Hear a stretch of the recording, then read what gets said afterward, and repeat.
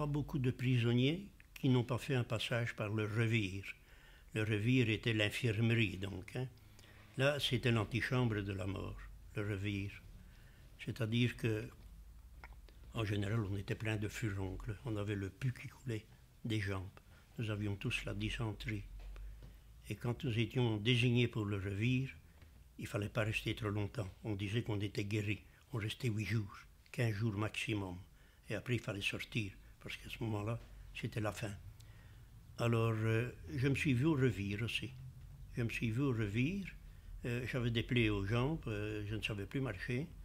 Et bon, à un moment donné, il y avait un Polonais qui était là et qui savait très bien parler l'allemand. Et je logeais avec lui, c'est-à-dire que j'avais un chalet et nous étions à deux dans ce chalet. Il parlait très bien l'allemand. Et à un moment donné, il a discuté avec le chef du revire, qui était un médecin. Et j'ai compris qu'il disait que nous devions sortir parce que nous avions du travail, nous faisions cela et nous sommes sortis. Mais en général, quand vous passiez au revire, le maximum c'était 8 à 15 jours. Et le revire, c'était quelque chose d'épouvantable parce que partant du revire, on faisait des sélections.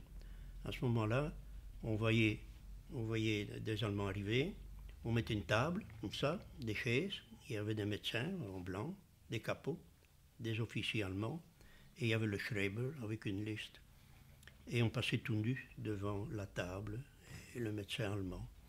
Et c'est suivant qu'on marchait droit, ou comme on était encore, disons, plus ou moins valide, mais on ne savait pas dans le début si c'était à gauche qu'on devait aller du bon côté ou à droite. Donc il y avait links, on recte, et on essayait de ne pas passer tout de suite pour voir les plus mal lotis de quel côté ils allaient. Parce qu'on savait que ceux qui partaient de ce côté partaient au crématoire ou à la chambre à gaz.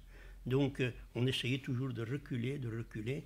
C'était vraiment le cinéma de la mort. Le cinéma de la mort.